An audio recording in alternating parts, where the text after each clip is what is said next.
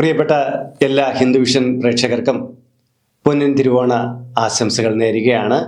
തിരുവോണ ദിവസം അതീവമായിട്ടുള്ള പ്രപഞ്ച ശക്തികൾ നമ്മുടെ ഗൃഹത്തെയും നമ്മെയും സ്വാധീനിക്കുന്ന ഒരു ദിവസമാണ്.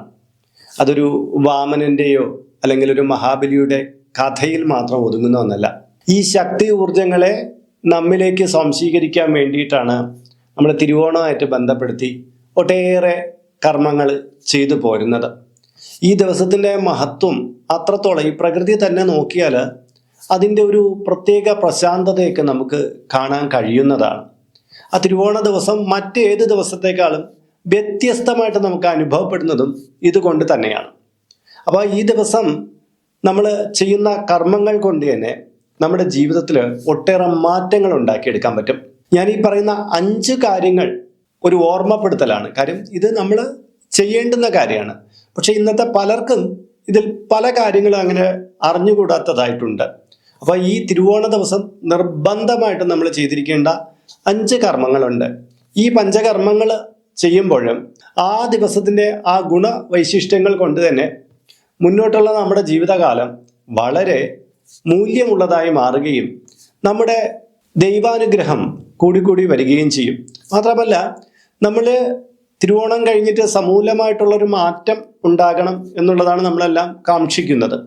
അങ്ങനെയുള്ള കാര്യങ്ങളെല്ലാം നടന്നു കിട്ടാൻ ഈ ദിവസം ചെയ്യുന്ന ഈ ചെറിയ ചെറിയ കാര്യങ്ങൾ കൊണ്ട് തന്നെ സാധ്യമാകുന്നതാണ്. അപ്പോൾ തിരുവോണ ദിവസം നിങ്ങൾ നിർബന്ധമായിട്ടും ചെയ്തിരിക്കേണ്ടുന്ന 5 കാര്യങ്ങൾ ഏതൊക്കെയാണെന്ന് നമുക്കൊന്ന് പരിശോധിക്കാം. നമസ്കാരം, ഞാൻ RJ അയ്യർ ഹരിചന്ദന മഠം. ഹൈന്ദവ ആചാര സംബന്ധമായ, ജ്യോതിഷ, മോട്ടിവേഷൻ സംബന്ധമായ ഒട്ടേറെ കാര്യങ്ങൾ പറഞ്ഞിരുന്ന ഒരു വാട്സപ്പ് ചാനൽ നമുക്കുണ്ട്. ഇതിൻ്റെ കീഴെ ഡിസ്ക്രിപ്ഷൻ ബോക്സിലും കമൻറ്റ് ബോക്സിലും അതിൻ്റെ ലിങ്ക് കൊടുത്തിട്ടുണ്ട്. അതിലൂടെ ചാനൽ പ്രവേശിച്ചാൽ നിങ്ങളുടെ പിറന്നാളിന്, നിങ്ങളുടെ കുടുംബ അംഗങ്ങളുടെ പിറന്നാളിന് സൗജന്യമായിട്ട് പുഷ്പാഞ്ജലി അർച്ചനകൾ നടത്തി കിട്ടുന്നതാണ്. അപ്പോൾ തിരുവോണ ദിവസത്തിൻ്റെ ആദ്യത്തെ പരമപ്രധാനമായിട്ട് നമ്മൾ ചെയ്യേണ്ടുന്ന കർമ്മം ഏതാണെന്ന് അറിയാലോ. മുന്നേ നമ്മൾ വീഡിയോയിൽ പറഞ്ഞിട്ടുണ്ട്. അതായത് രാവിലെ സമയത്ത് തിരുവോണത്തെ എതിരേൽക്കാനുള്ള ആ ബ്രാഹ്മ മുഹൂർത്ത സമയത്തുള്ള നിലവിളക്ക് തെളിയിക്കൽ എന്നുള്ളതാണ്. അതായത് രാവിലെ 4:30-ക്കും 5-നും ഇടയ്ക്ക് അല്ലെങ്കിൽ 5:20-നും ഇടയ്ക്കുള്ള സമയത്ത് നിലവിളക്ക് തെളിയിക്കുക എന്നുള്ളതാണ്. ഈ സമയത്ത് നിലവിളക്ക് തെളിയിച്ച് നന്നായിട്ട് പ്രാർത്ഥിച്ചു കഴിഞ്ഞാൽ തന്നെ ആ ദിവസത്തിൻ്റെ ആ ആരംഭം കുറിക്കുന്ന സമയത്ത് തന്നെ ആ ചൈതന്യത്തെ പൂർണ്ണമായിട്ട് നമ്മിലേക്ക് ആകർഷിച്ചെടുക്കാനും നമ്മുടെ ജീവിതത്തിൽ തന്നെ ഒരു പരിവർത്തനം വരുത്താനും പറ്റുന്നതാണ്. ഇതിനെക്കുറിച്ച് കൂടുതലായിട്ട് കാര്യങ്ങൾ അറിയണമെങ്കിൽ ഇതിലെ ഐ ബട്ടണിൽ ആ വീഡിയോയുടെ ലിങ്ക് ഉണ്ട്. മുന്നേ അപ്ലോഡ് ചെയ്തതാണ്. നിങ്ങൾക്ക് അത് കണ്ടിട്ട് അതിന് പ്രകാരം ചെയ്യാവുന്നതാണ്. ഈ വീഡിയോയുടെ അവസാനം ബോക്സിലും നമ്മളത് കൊടുക്കുന്നുണ്ട്. രണ്ടാമത്തെ കാര്യം പിതൃക്കളെ വന്ദിക്കൽ എന്നുള്ളതാണ്. എല്ലാവരും വിചാരിക്കും കർക്കിടക വാവിന് പിതൃക്കളെ നമ്മൾ സദ്യ ഊട്ടി അവർക്ക് ബലിയിട്ടു, ഇതൊക്കെ ചെയ്താൽ എല്ലാമായി എന്നുള്ളതാണ്. അങ്ങനെയല്ല. പുതിയൊരു വർഷമാണ് ചിങ്ങം എന്ന് പറയുന്നത്. ഇതിൻ്റെ തുടക്കത്തിലും ഇതിൻ്റെ ഒടുക്കത്തിലും പിതൃക്കൾക്ക് പൂർണ്ണമായിട്ടുള്ള പരിഗണന നമ്മൾ കൊടുത്തിരിക്കണം. ഒരു വർഷത്തിൻ്റെ ഒടുക്കമാണ് കർക്കിടക മാസത്തിലെ വാവുബലി വരുന്നത്. ഒരു വർഷത്തിൻ്റെ തുടക്കത്തിലെ പിതൃക്കളെ ആദരിക്കേണ്ടുന്ന ദിവസമാണ് തിരുവോണം എന്ന് പറയുന്നത്. അപ്പോൾ ഈ തിരുവോണ ദിവസം നമ്മൾ നമ്മുടെ പിതൃക്കളെ, നമ്മുടെ കൂടെ ഇല്ലാത്ത ആൾക്കാരെ മനസ്സിൽ നന്നായിട്ട് വന്ദിക്കണം. ദേവതാ പ്രാർത്ഥനകളെല്ലാം കഴിഞ്ഞിട്ട് നമ്മൾ നന്നായിട്ട് മനസ്സിൽ അവരെ പ്രാർത്ഥിക്കണം. അത് ചിലർ തിരുവോണ ദിവസവും ഉച്ചയ്ക്ക് ചോറുള്ളയൊക്കെ പുറത്ത് വെച്ച് കൊടുക്കുന്ന സമ്പ്രദായമുണ്ട്. അതൊക്കെ നിങ്ങളുടെ ഇഷ്ടപ്രകാരം ഉള്ളതാണ്. പക്ഷെ ആ ദിവസം നന്നായിട്ട് പിതൃക്കളെ വന്ദിക്കണം എന്നുള്ളതാണ്. മൂന്നാമത്തെ കാര്യം കോടി ഉടുക്കൽ എന്നുള്ളതാണ്.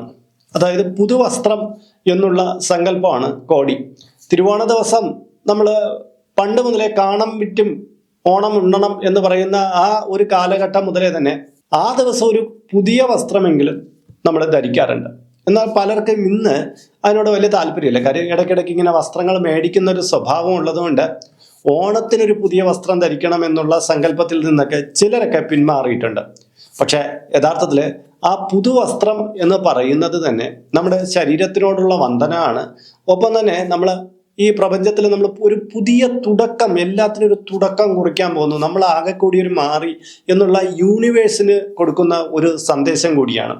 മാത്രമല്ല ശുഭ്രവസ്ത്രം ധരിച്ച്, അതായത് നമ്മൾ ഓണത്തിന് നമ്മളൊരു വെളുത്ത സെറ്റ് അങ്ങനെയൊക്കെയുള്ള ശുഭ്രമായിട്ടുള്ള വെളുത്തതായിട്ടുള്ള വസ്ത്രം ധരിക്കുന്നതെന്ന് പറഞ്ഞാൽ സാത്വികമായിട്ടുള്ള ഗുണങ്ങളെ നമ്മളിലേക്ക് പെട്ടെന്ന് ആഗിരണം ചെയ്യാൻ ആ സമയത്ത് വളരെ ഉത്തമമായിട്ടുള്ളതാണ് ഈ ശുഭ്രവസ്ത്രങ്ങൾ ധരിക്കുക എന്ന് പറയുന്നത്. അത് കോടി വസ്ത്രം ധരിക്കുന്നത് വളരെ ഗുണകരമാണ്. അത് വിട്ടുപോകരുത്. നാലാമത്തേതെന്ന് പറഞ്ഞത് ക്ഷേത്ര ദർശനം എന്നുള്ളതാണ്. ഈ ക്ഷേത്ര ദർശനം എന്നുള്ളത് ഇന്ന് മിക്ക ഹിന്ദുക്കളും വിശ്വാസികളായിട്ടുള്ളവരും ഓണത്തിന് രാവിലെ ക്ഷേത്രത്തിൽ പോയി തൊഴാൻ ശ്രമിക്കാറുണ്ട്. എന്നാൽ ചിലപ്പോൾ ഈ പാചകത്തിൻ്റെയും മറ്റും തിരക്കുകൾക്കിടയിൽ വീട്ടമ്മമാർക്ക് ആ ദിവസം രാവിലെ ക്ഷേത്രത്തിൽ പോയി തൊഴാൻ കഴിഞ്ഞില്ല എന്ന് വന്നേക്കാം. പലർക്കും പറ്റാറില്ല, അവർ പറയാറുണ്ട്. ഞാൻ പറയാറുള്ളത്, തലേ ദിവസം നിങ്ങൾ നന്നായിട്ടൊക്കെ ഒന്ന് ശ്രദ്ധിച്ച് രാവിലെ കൃത്യമായ രീതിയിൽ നിങ്ങൾ പാചകത്തിനൊക്കെ അത് രാവിലെ തന്നെ തുടങ്ങിക്കഴിഞ്ഞാൽ നിങ്ങൾക്ക് ക്ഷേത്രത്തിൽ പോകാൻ വലിയ ബുദ്ധിമുട്ടും ഉണ്ടാവുകയില്ല. ഇനി ഒരുപക്ഷെ രാവിലെ നിങ്ങൾക്ക് ക്ഷേത്രത്തിൽ പോകാൻ കഴിഞ്ഞിട്ടില്ലെങ്കിൽ നിങ്ങൾ വൈകുന്നേരമെങ്കിലും ക്ഷേത്രത്തിൽ പോയി ഒന്ന് തൊഴാനുള്ള ഒരു ശ്രമം നടത്തണം. കാര്യം ഈശ്വരവിലാസം എന്ന് പറയുന്നത് ഈ ദിവസം ക്ഷേത്രങ്ങളിൽ അങ്ങ് ജ്വലിച്ച് നിൽക്കുന്ന ഒരു കാലയളവാണ്. നമ്മൾ ഉത്സവങ്ങൾക്ക് പോകുമ്പോൾ ആ ക്ഷേത്രത്തിലെ ചൈതന്യം വളരെ പന്തലിച്ച് പടർന്ന് നിൽക്കുന്ന അതുപോലുള്ളൊരു അവസ്ഥയാണ് ഈ തിരുവോണ ദിവസം. അതുകൊണ്ട് തന്നെ ക്ഷേത്രത്തിൽ പോകുന്നത് മുടക്കാതിരിക്കാൻ ശ്രദ്ധിക്കണം. അപ്പോൾ ഇതുവരെയുള്ള കാര്യങ്ങൾ നമ്മളിൽ ഈ പറഞ്ഞു വരുന്ന ഒട്ടുമിക്ക ആൾക്കാരും ചെയ്യുന്ന കാര്യമാണ്. ഇതിൽ പുതുമയായിട്ട് എന്തുണ്ട് എന്നാണ് ചിലരെങ്കിലും ഇപ്പോൾ ചിന്തിക്കുന്നത്. ശരിക്കും പറഞ്ഞാൽ ഇനി പുതുമയായിട്ടുള്ളൊരു കാര്യം പലരും ചെയ്യാത്ത ഒന്നാണ് മഹദ്ദാനം എന്ന് പറയുന്നത്. ഈ മഹദ്ദാനം എന്ന് പറഞ്ഞാൽ മഹാബലി ചക്രവർത്തി എന്ന് പറഞ്ഞാൽ ദാനത്തിന്റെ തമ്പുരാനായിട്ടാണ് നമ്മൾ കരുതുന്നത്. കാര്യം എല്ലാം തൻ്റെ കയ്യിലുള്ള എല്ലാം മറ്റുള്ളവർക്ക് വേണ്ടി ദാനം ചെയ്യാനുള്ള ആ മഹത്തരമായിട്ടുള്ള മനസ്സാണ് അദ്ദേഹത്തിൻ്റെത്. ഈ ദിവസം മഹാബലിയെ ഓർക്കുന്ന ഒരു വ്യക്തി, മഹാബലിയെ പ്രാർത്ഥിക്കുന്ന ഒരു വ്യക്തി, മഹാബലിയെ സ്വാഗതം ചെയ്യുന്ന ഒരു വ്യക്തി തീർച്ചയായിട്ടും ചെയ്യേണ്ടുന്ന ഒരു ദാനമാണ് മഹദ്ദാനം. ഈ മഹദ്ദാനം എന്ന് പറഞ്ഞാൽ നിങ്ങളെ കൊണ്ട് കഴിയുന്നത് പോലെ അശരണരായിട്ടുള്ള ഒരാൾക്ക് എന്തെങ്കിലും കൊടുക്കുന്നതാകാം, അല്ലെങ്കിൽ ഒരു വൃദ്ധസദനത്തിലോ അല്ലാതെ വേറെ ആർക്ക് എവിടെയെങ്കിലുമൊക്കെ നമ്മൾ എന്തെങ്കിലും കൊടുക്കുന്നതായിരിക്കാം. ഒരു വസ്ത്രമോ ഇച്ചിരി ധനമോ മറ്റൊരു പാവപ്പെട്ട ഒരാൾക്ക് കൊടുക്കുന്നതായിരിക്കാം. ഇതൊന്നും കഴിഞ്ഞില്ലെങ്കിൽ ക്ഷേത്രത്തിൽ പോയിട്ടൊരു സംഭാവന കൊടുക്കുന്നതായിരിക്കാം. ഇങ്ങനെ ഒരു ദാനം എന്നുള്ള നിങ്ങളുടെ ഉള്ളറിഞ്ഞിട്ടുള്ള ഒരു ചെറിയ വിഹിതമെങ്കിലും മറ്റൊരാൾക്ക് കൊടുക്കുന്നത് ഈ ദിവസം നിങ്ങളുടെ പാപങ്ങളുടെ ഭാരം കുറയ്ക്കാൻ, അതായത് നമ്മൾ അറിയാതോ മനുഷ്യരാണെങ്കിൽ ഈ ഭൂമിയിൽ ചില പാപങ്ങളൊക്കെ ചെയ്തിരിക്കും. മനസ്സുകൊണ്ട് ചെയ്യാം, ചിലപ്പോൾ നമ്മൾ അറിയാതെ ഭൂമിയിൽ ചവിട്ടി നടക്കുമ്പോൾ ചില ജീവജാലങ്ങളെ കൊല്ലാം. ഇങ്ങനെ എന്തെങ്കിലുമൊക്കെ ഇങ്ങനെ മനുഷ്യന് പാപത്വങ്ങൾ എന്ന് പറയുന്ന കാര്യങ്ങൾ സംഭവിക്കും. ഈ പാപത്വങ്ങളുടെ തോത് കുറയ്ക്കാനും ഈ തിരുവോണ ദിവസം നമ്മൾ കൊടുക്കുന്ന മഹദ്ദാനം കൊണ്ട് പറ്റും. അത് എന്ത് തരത്തിലുള്ള ദാനമായാലും നിങ്ങളെ കൊണ്ട് കഴിയുന്നത് മതി. വലിയ തുകയൊന്നും ഇതിനു വേണ്ടിയിട്ട് ചിലവഴിക്കണമെന്ന് പറയുന്നില്ല. പക്ഷെ ഒരു ചെറിയ കാര്യമെങ്കിലും ഈ സമയത്ത് ചെയ്യണം. ഈ തിരുവോണ ദിവസത്തിൻ്റെ യഥാർത്ഥ സന്ദേശം അതിലൂടെയാണ് നമുക്ക് കൊടുക്കാൻ കഴിയുക. അതും കൂടി ചെയ്യേണ്ടതാണ്. അപ്പോൾ ഇന്നത്തെ വീഡിയോ നിങ്ങൾക്ക് ഏവർക്കും പ്രയോജനപ്രദമായിരിക്കും എന്ന് കരുതുന്നു. ഇതിൻ്റെ കീഴെ കമൻറ്റ് ബോക്സിൽ നിങ്ങളുടെ പേര്, നിങ്ങളുടെ വയസ്സ്, നിങ്ങളുടെ നക്ഷത്രം ഇവ രേഖപ്പെടുത്തിയാൽ ഇവിടെ നടക്കുന്ന വിശേഷാലായിട്ടുള്ള പൂജാ പ്രാർത്ഥനകളിൽ നിങ്ങളെ ഉൾക്കൊള്ളിക്കാൻ പറ്റുന്നതാണ്. 1 മാസത്തേക്കായിരിക്കും ഇപ്രകാരം ചെയ്യുന്നത്. കൂടുതലായിട്ട് വേണമെന്നുള്ളവർ ഇനി തൊട്ട് ഇതിൽ അപ്ലോഡ് ചെയ്യുന്ന എല്ലാ വീഡിയോയുടെ കീഴേ നിങ്ങളുടെ ഡീറ്റെയിൽസ് ഇങ്ങനെ കൊടുത്താൽ മതി. ഇതിൽ കാണുന്നത് എൻ്റെ വാട്സപ്പ് നമ്പറാണ്. ജ്യോതിഷ സംബന്ധമായതും പൂജാ സംബന്ധമായതുമായ അപ്പോയിൻമെൻറ്റിന് വേണ്ടിയിട്ടാണ് ഇത് നൽകിയിരിക്കുന്നത്. നേരിട്ട് വിളിച്ചു കഴിഞ്ഞാൽ കിട്ടുകയില്ല.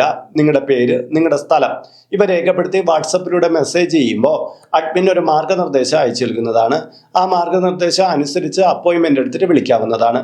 ഇപ്പോൾ യൂട്യൂബിൽ ഒരു സ്റ്റോർ നമ്മൾ ആരംഭിച്ചിട്ടുണ്ട്.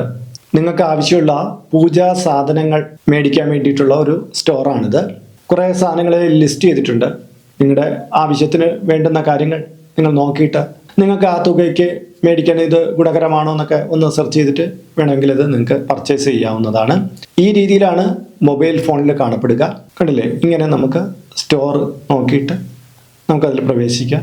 ഇതിൽ കുറേ കാര്യങ്ങൾ ലിസ്റ്റ് ചെയ്തിട്ടുണ്ട്. പുതുതായിട്ട് ചില കാര്യങ്ങൾ ഉടനെ ആഡ് ചെയ്യുന്നതാണ്. ഈ രീതിയിലാണ് നമ്മൾ കമ്പ്യൂട്ടറിലൂടെ ലാപ്ടോപ്പിലൂടെയൊക്കെ നോക്കുമ്പോൾ കാണപ്പെടുന്നത്.